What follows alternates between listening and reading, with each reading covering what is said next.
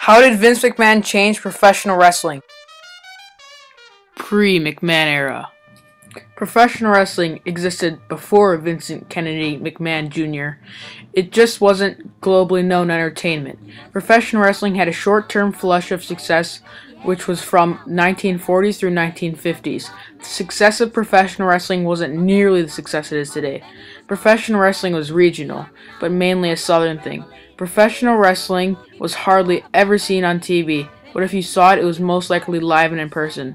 Although every now and then there would be some professional wrestling on Saturday morning program, but it was almost always used as an advertisement for people to come and see it in person. By magazines and newspapers is what made professional wrestling get out there, not by TV. The well-known newspapers and magazines during that time that supported professional wrestling were magazines such as Wrestling Life, Wrestling As You Like It, and Official Wrestling. In the 1950s, the leading professional wrestling promotion was National Wrestling Alliance, NWA. In 1956, NWA had legal disputes which brought them down, but only to still remain the best professional wrestling promotion. In the 1960s and 1970s, professional wrestling was removed from all television, which really killed it. Now, the short-lived popularity of professional wrestling was pretty much dead, other than some local live shows. A new and rising professional wrestling promotion was slowly rising to the top of professional wrestling, named Worldwide Wrestling Federation, WWWF, owned by Vincent James McMahon, the father of Vincent Kennedy McMahon. WWWF's main professional wrestling star was Bruno Sammartino, who possessed marginal wrestling skills, loads of charisma, and a bodybuilder-type physique. McMahon takes over for Dad. In 1973, Vincent James McMahon slowly started handing over the WWWF over to his son, Vincent Kennedy McMahon Jr. Note that from now on, I refer to McMahon as the Jr., not the Senior. As the 70s rolled on, Senior more and more increased to have McMahon Jr. do most of the work for the WWWF, and by the 1880s, McMahon Jr. permanently altered the business of professional wrestling forever. What did McMahon do? McMahon changed the name from Worldwide Wrestling Federation, WWWF, to World Wrestling Federation, WWF. By 1983 and 1984, McMahon seized the business of professional wrestling, recasting it as sports entertainment, not as a sport, and marched to the front of pop culture. The World Wrestling Federation, WWF, is one of America's most watched bits of showmanship. The WWF was created by Vince McMahon Jr. in 1983. Unlike most promoters, McMahon revolutionized sports entertainment by reducing the violence and emphasizing its entertainment aspects. McMahon was so successful, he labeled himself as the Walt Disney of sports. He always took huge risks, and to continue his role of success, he did such things as high-risk and high-intensity maneuvers, bodybuilder-type physiques, letting his professional wrestlers do bleeding acts, doing hardcore matches using tables, ladders, chairs, barbed wire, tacks, cages, etc. Sexual actions performed by the females in the company. Expanding to audiences all around the world, and not forgetting the entertainment aspect of it. McMahon also rose to the top by marketing his business. By doing such things as putting his wrestlers in videos, posters, action figures, replicas, trading cards, wear apparel, ice cream bars, school supplies, plus much, much more. He expanded his company by making his professional wrestlers do movies, magazines, TV shows, interviews, books, and much, much more. McMahon and the WWF's main threat was American Wrestling Association, AWA. So in the early 1980s, McMahon offered the stars from AWA more money than Vern Gagne, owner of AWA, could ever pay them, such as Mean Gene Okerlund, Bobby the Brain Heenan, Jesse the Body Ventura, Rick Martel, Adrian Adonis, plus even more. To add insult to injury, McMahon started to book shows in Minneapolis, the main base of AWA at the time. The WWF cards consisted of some professional wrestlers who formerly wrestled for AWA. A rising star, Terry Bollea, aka Hulk Hogan, began professional wrestling in 1978, bouncing around from promotions like Tampa, AWA, Memphis, and other promotions. and had a short stint in Georgia Championship Wrestling. Then later, in January 1980, McMahon hired him to wrestle for the WWF. Hogan landed a role in the movie Rocky III, which not only helped propel him as one of the most recognizable professional wrestlers, but also helped propel the WWF.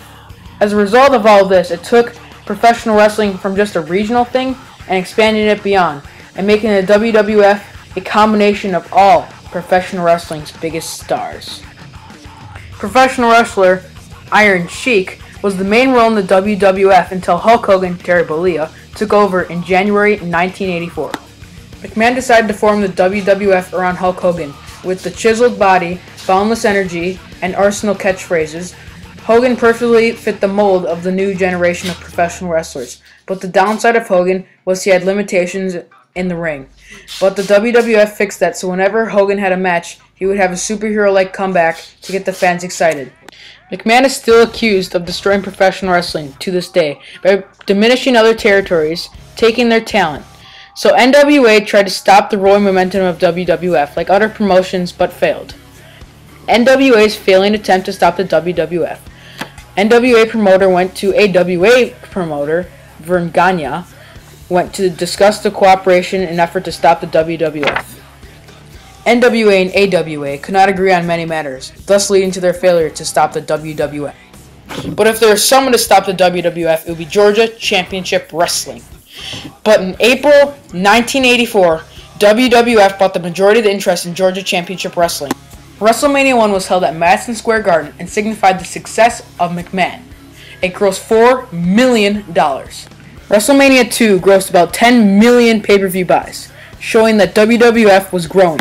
In the early 90s, World Championship Wrestling WCW grew, and it became WWF's biggest rival. It competed for the better ratings and the better success in the Monday Night Wars between WWF's Monday Night Raw and WCW's Monday Nitro. In the late 90s, WCW rose above WWF in the ratings and success. Angry, WWF stepped it up, and they called it the Attitude Era. It consisted of extra violence, extra profanity, extra sexuality, purely and extra juvenile behavior, in effort to get more viewers back and success back. McMahon took Steve Williams with the ringmaster gimmick and transformed him into the bald-headed beer drinker who would walk around waving his middle finger saying, Austin 316 says I'm going to whoop your... bringing WWF back up in the ratings. WWF got so many new stars that helped elevate them back in the ratings, such as Dwayne "The Rock" Johnson, The Game Triple H, The Undertaker, Mick Foley, and Kevin Nash. WCW fell victim to the WWF like many other promotions. WWF bought WCW for $3 million. WWF's next rival was ECW, but that ended on April 4, 2001, when WWF bought ECW. In 2002, a court forced McMahon to rebrand his company from World Wrestling Federation WWF to World Wrestling Entertainment WWE because of the similarity of his name with World Wildlife Fund. Total Nonstop Action Wrestling TNA is another major professional wrestling promotion alongside WWE. It is current today, but it will most likely never pose a great threat to WWE. Reactions to McMahon. No matter who you are, mostly everyone has an opinion on McMahon. You either love him or you hate him. McMahon's rivals probably always hate him, and his critics are always probably hard on him. But McMahon's hardest critic ever is himself, because McMahon will never settle for anything less than the best. No matter what, you should always respect McMahon, because who knows, without him, professional wrestling may not exist today, and it definitely would not be what it is today. McMahon, impact and legacy. At the end of the century, the one and only major professional wrestling promotion was World Wrestling Entertainment, WWE. McMahon could do what other promoters couldn't do. He could handle finances. He could expand his business. He made it not just a sport. He made it sports entertainment. It's not real nor fake. It is the Shakespeare sports. You can thank McMahon for that. Whether you love him or you hate him, you have to respect him. He doesn't only care about himself, but he cares for his employees. He has overcome critics, and he will always overcome critics. He will always be known as the guy who changed professional wrestling for the better. You have to respect him, and he owns the best and most well-known professional wrestling promotion, the World Wrestling Entertainment, at least for the foreseeable future.